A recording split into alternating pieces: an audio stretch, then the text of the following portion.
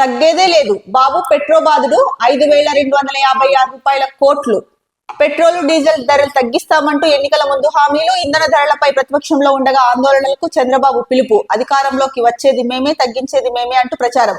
Litre petrol పై 16 రూపాయలు తగ్గించాలంటూ నాడు ధర్నాలు. 10 నెలలుగా హామీ నెరవేరకపోవడంతో ప్రజలపై ఇంధన ఛార్జీల భారం. సూపర్ 6 హామీలను అమలు చేయకపోగా పన్నుల బాదుడే బాదుడు. ఇప్పటికే 15,000 కోట్లకు పైగా కరెంటు ఛార్జీల షాకులు. ఇప్పుడు ఇంధన ఛార్జీల వంతు. ప్రకృతి వైపరీత్యాల నిధి పేరిట అదనపు సెస్ విధించేందుకు ఫైళ్లు సిద్ధం. రాష్ట్రంలో నిత్యం సగటున 35.66 లక్షల లీటర్ల పెట్రోల్, 86.01 లక్షల లీటర్ల డీజిల్ అమ్మకాలు. బాబు బృందం హామీలను రీట్వీట్ చేస్తూ మోసాలను సోషల్ మీడియాలో నిలదీస్తున్న ప్రజలు. సో 2021 నవంబర్ 5న మంగళగిరి టీడీపీ క్యాంప్ కార్యాలయంలో చంద్రబాబు ఏం డిమాండ్ చేశారో ఒకసారి చూస్తే కనుక, కేంద్ర ప్రభుత్వంతో పాటు 12 రాష్ట్రాలు పెట్రోల్ డీజిల్ ధరలు తగ్గించాయి. మరి మీరెప్పుడు, అంటే అప్పటి సీఎం జగన్ ని ఉద్దేశించి, మీరెప్పుడు తగ్గిస్తారు? ఆంధ్రప్రదేశ్ లో పెట్రోల్ డీజిల్ ధరలు తగ్గించే వరకు టీడీపీ పోరాటం ఆగదు. దీనిపై అన్ని పెట్రోల్ బంకుల వద్ద ఆందోళన కార్యక్రమాలు చేపట్టాలని పిలుపునిస్తున్నాం. రాష్ట్రంలో పెట్రోల్ ధర 16 రూపాయలు తగ్గించి తీరాలి అని చెప్పి డిమాండ్ చేశారు. సో 2023 మార్చి 27న పుట్టపర్తి యువగలం పాదయాత్రలో నారా లోకేష్ కూడా డీజిల్ రేట్ ఎంత, కర్ణాటకలో కొట్టించుకుంటున్నావా, ఆంధ్రాలో అంత తక్కువ రేట్ ఎక్కడుందబ్బా అనుకుంటున్నా, వచ్చేది మేమే, తగ్గించేది మేమే, దోచుకోవడంలో ఈ ప్రభుత్వం ఎవరిని మినహాయించడం లేదు. మా ప్రభుత్వం రాగానే గ్రీన్ ట్యాక్స్ తగ్గిస్తాం, అడ్డగోలు చలన విధానానికి స్వస్తి పలుకుతాం, ఆటో యూనియన్ బోర్డు ఏర్పాటు చేసి సంక్షేమాన్ని అందిస్తాం, ప్రమాదంలో చనిపోయిన వారికి చంద్రన్న బీమా ద్వారా 10 లక్షల రూపాయలు ఇచ్చి ఆదుకుంటాం, పెట్రోల్ డీజిల్ ధరలు తగ్గిస్తాం. ఇది లోకేష్ యువగలంలో చెప్పినది. ఇక ఏపీతో పోలిస్తే లీటర్ పెట్రోల్ కర్ణాటకలో 6 రూపాయలు తక్కువకే దొరుకుతుంది. మన రాష్ట్రంతో పోలిస్తే లీటర్ పెట్రోల్ తమిళనాడులో 8 రూపాయలు తక్కువ. ఏపీతో పోలిస్తే ఒడిశాలో లీటర్ పెట్రోల్ 7 రూపాయల 50 పైసలకి తక్కువే లభిస్తోంది. ఇక ప్రధానికి దీనికి సంబంధించిన వార్త చూసుకుంటే కనుక, ఒకవైపు సూపర్ 6 హామీలను ఎగ్గొట్టి అన్ని వర్గాలను మోసం చేసిన చంద్రబాబు సర్కార్ మరోవైపు వీలైనన్ని మార్గాల్లో జనం జేబులకు చిల్లు పెడుతోంది. ఎన్నికల వాగ్దానం ప్రకారం సంక్షేమ పథకాల ద్వారా ప్రజలకు మేలు చేకూర్చాల్సింది పోయి పన్నుల బాధుడితో నిలువు దోపిడీ చేస్తోంది. సంపద సృష్టించి పథకాలను అమలు చేస్తానంటూ నమ్మించిన ప్రభుత్వ పెద్దలు నడ్డి విరిగేలా వేల కోట్ల భారం వడ్డిస్తున్నారు. ఇప్పటికే విద్యుత్ ఛార్జీలను పెంచి 15,000 కోట్లకు పైగా భారాన్ని జనం నెత్తిన మోపిన కూటమి సర్కార్ పెట్రోల్ డీజిల్ ధరలను తగ్గిస్తామన్న హామీని నెరవేర్చకుండా 9 నెలల్లో వాహన ధరల నుంచి ఏకంగా 5,256 కోట్లకు పైగా వసూలు చేసింది. తద్వారా మరో ఎన్నికల హామీకి తిలోదకాలిచ్చింది.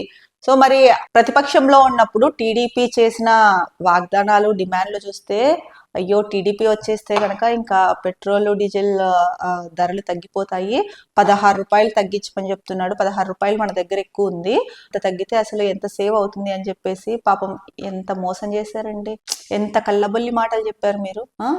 బాబు పెట్రోబాదుడు 5,256 కోట్ల రూపాయలంట. పోనీ లోకేష్ గారు, మీరు కూడా యువకాలంలో చాలా వెటకారంగా మాట్లాడారు కదా, డీజిల్ రేట్ ఎంత, కర్ణాటకలో కొట్టించుకున్నారా, ఆంధ్రాలో అంత తక్కువ రేటుకు ఎక్కడుందబ్బా అనుకుంటున్నా అని చెప్పేసి చెప్పారు కదా. మరి ఏమైంది? ఇప్పుడు తండ్రి కొడుకులు పోటీ పడి మరీ పెట్రోల్ డీజిల్ రేట్ల పైన అయితే కనుక గతంలో ప్రతిపక్షంలో ఉన్నప్పుడు వాగ్దానాలు ఇచ్చారు, మాటలు మాట్లాడేశారు, ఎద్దేవాళ్ళు చేశారు. సరే, ఆ గత ప్రభుత్వం తగ్గించలా, ప్రజల పైన భారం మోపేసింది.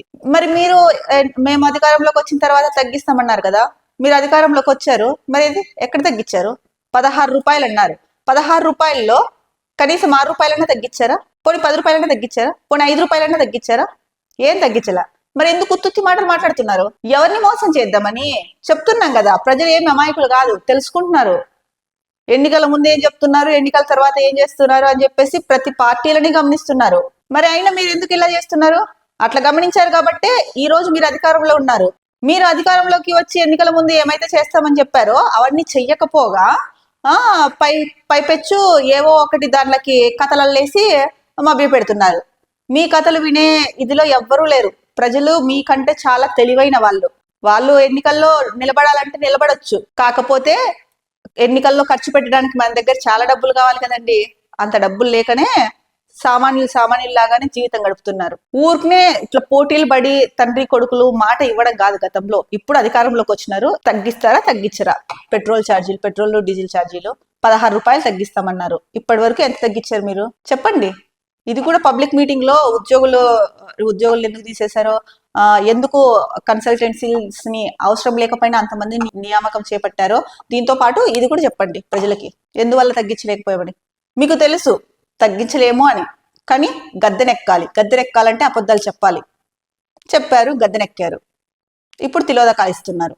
మీరు ఓపెన్ మీటింగ్ పెట్టి ప్రజలందరికీ చెప్పండి ఎందుకు చేయలేకపోతున్నాము అని. ఎన్నికల ముందు ఒక మాట, అధికారంలోకి వచ్చిన తర్వాత ఇట్లాంటి కళ్ళబొల్లి మాటలు చెప్పకండి. ఎవరైనా చిన్నపిల్లలు కాదు, ఏదోలే తెలియక మాట్లాడామో అనడానికి. పైపెచ్చు మీకు 45 ఏళ్ల రాజకీయ అనుభవం ఉంది చంద్రబాబు నాయుడు గారు, మీ పైన చాలా రెస్పెక్ట్ ఉంది. మీరు ఇలాంటివి చేయడం ఏమాత్రం తగదు.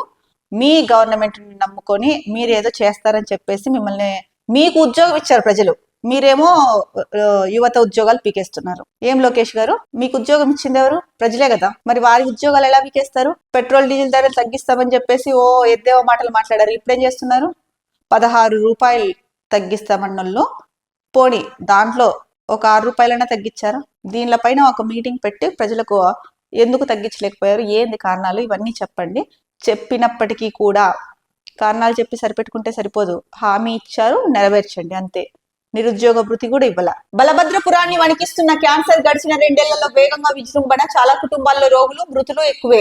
జల వాయు కాలుష్యమే కారణమంటున్న స్థానికులు. ఈనాడు ఈటీవీ పరిశీలనలో కళ్లకు కట్టిన సమస్య తీవ్రత. సో తూర్పుగోదావరి జిల్లాలోని బలభద్రపురం గ్రామంలో అయితే కనుక గడిచిన 2 ఏళ్లలో క్యాన్సర్ అయితే వేగంగా విస్తరిస్తోందంట. అక్కడ చాలా కుటుంబాల్లో ఈ క్యాన్సర్ వలన ఎక్కువ మంది, ఈ క్యాన్సర్ బారిన పడిన వాళ్ళు ఎక్కువ మంది ఉన్నారు. అలాగే మృతి చెందిన వారి సంఖ్య కూడా ఎక్కువే ఉందని చెప్పేసి ఈనాడు ఈటీవీ వాళ్ళు సొంతంగా ఒక పరిశీలన చేస్తే అందులో ఈ విషయాలు వెల్లడయ్యాయి. ముఖ్యంగా జలవాయు కాలుష్యమే కారణమని అక్కడ స్థానికులు అయితే కనుక చెప్తున్నారంట. మరి ఈ సమస్య చాలా తీవ్రంగా ఉంది. మరి రాష్ట్ర ప్రభుత్వం దీనికి సంబంధించి అక్కడ ఏంటి అసలు ఆ జల వాయు కాలుష్యాన్ని ఎలా నిరోధించాలి ఏంటి అన్న దానిపైన చర్యలు తీసుకోవాల్సిన అవసరం ఎంతైనా ఉంది.